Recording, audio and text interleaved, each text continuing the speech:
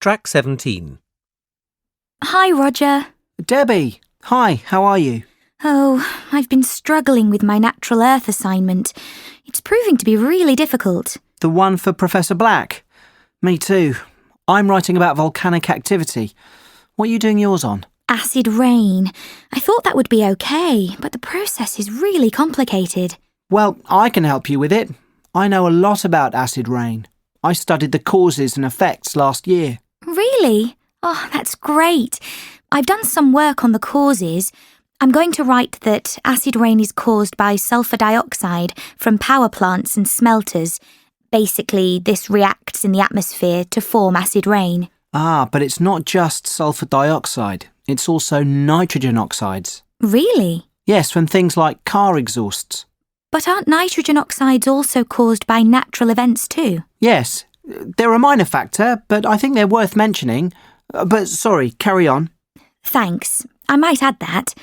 So anyway, these emissions react in the atmosphere with water, oxygen and oxidants to form acidic compounds like sulfuric acid. These compounds then fall to Earth. Are you going to mention the different ways they return to the ground?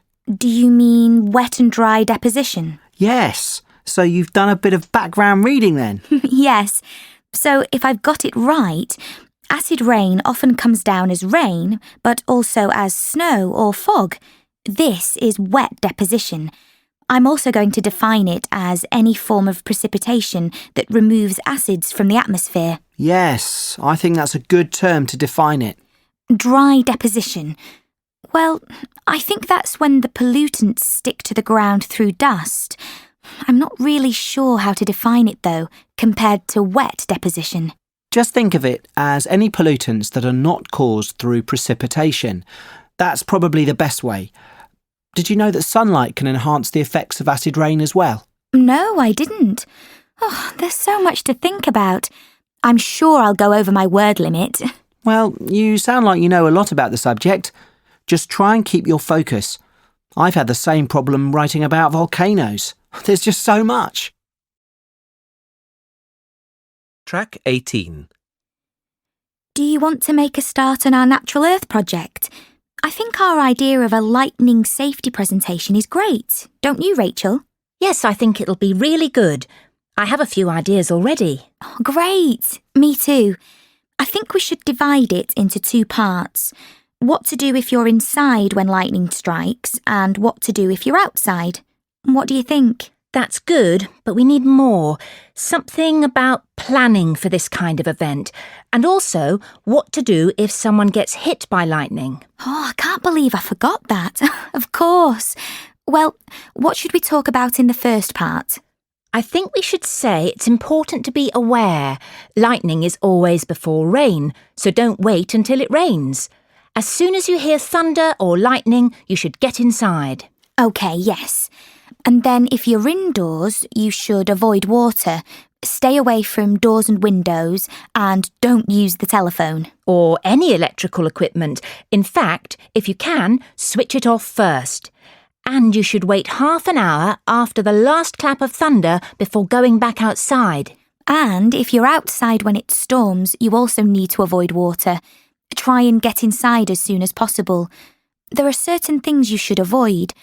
Open spaces, anything large and made of metal. And of course, the obvious one, trees. But we should mention that if lightning strikes very near you, you need to crouch down. Oh, is that right? I thought you had to stand still. No, that's actually wrong. You're supposed to crouch down. And put your hands over your ears. The noise can damage your hearing if you don't. OK, I think we've got quite a lot here. Only the last part to go. Track 19. Section 3. You will hear 3 students discussing a group project on weather conditions. First, you will have 20 seconds to look at questions 1 to 7. Now listen carefully and answer questions 1 to 7. So, I think we'd better start planning what we're going to do for our group project. Have you guys had any ideas? I was thinking we should do something on extreme weather events, but I think Alex had some different ideas. Yes, maybe we should look into more localised weather conditions and the effects on the immediate environment. That's a good idea, Alex, but I don't think we'd be able to get much data on that, and we don't really have time to do our own research. What about doing something about the seasons? I think the seasons might be a bit too wide-reaching, when we take into account the wind patterns and pressure systems. Maybe you're right. Well, how about Tom's idea of extreme weather conditions? Yes, that sounds like a good idea. It's easy to break down into separate parts, and it certainly sounds more interesting. I'd quite like to cover monsoons. I've been doing some reading on them and they're quite interesting. Well, that sounds good. We should maybe take 2 areas each. That would make it easier for us to focus. Well, we've got lots to choose from. We could do blizzards, heat waves, droughts, cyclones. There are loads. Why don't you do blizzards too, Tom? I don't fancy doing them, but I wouldn't mind doing something on floods. They're linked to monsoons, I think, so it will be an easy transition. What do you fancy doing, Alex? Well, I could always cover winds. But that isn't really extreme enough.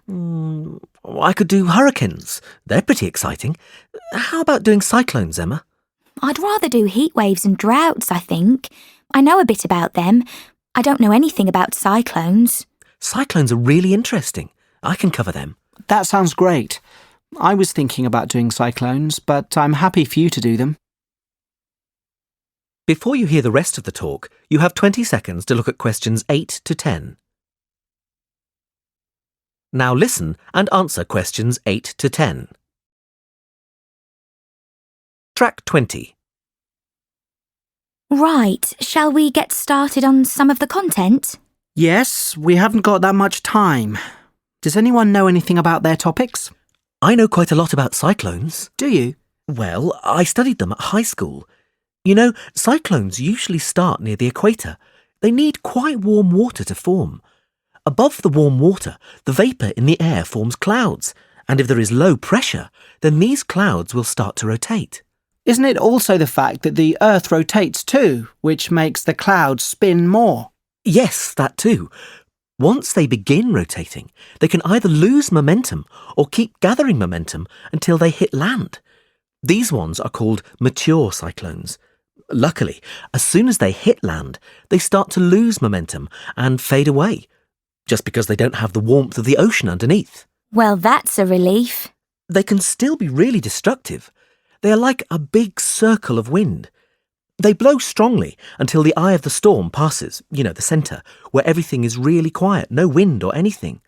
But then the other side hits and the winds blow just as strongly, but in the other direction.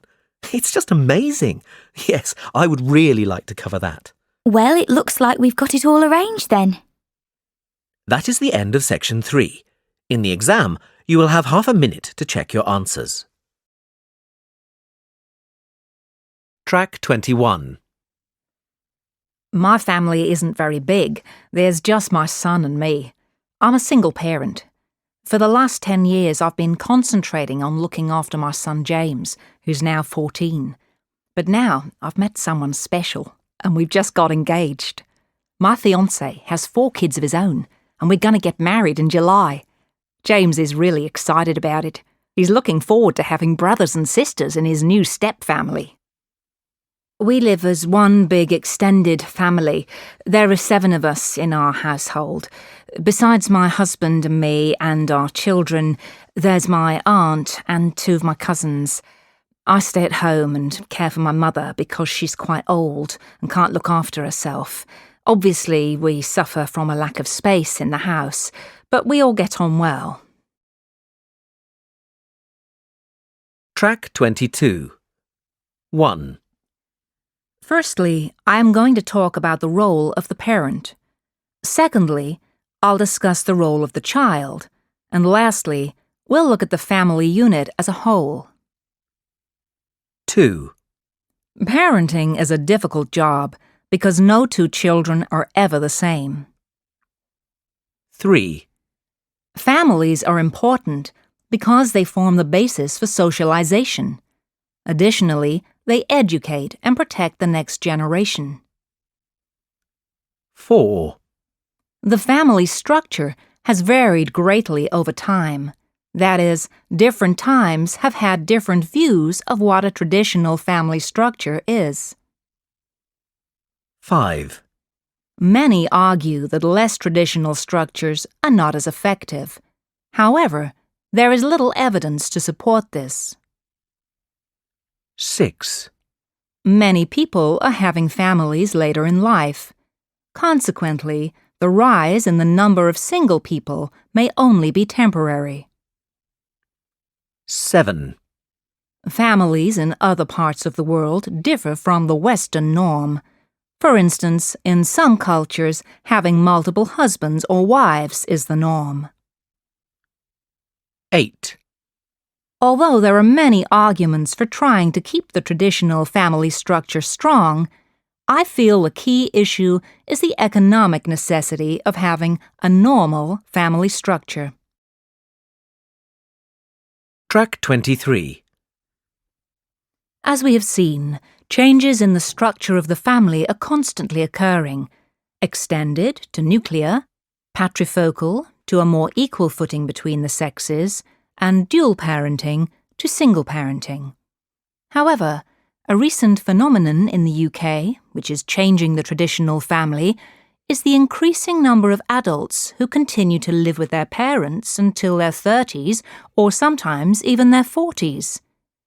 The UK has traditionally been a society where offspring leave the family home in their late teens or early 20s to set up their own home and families.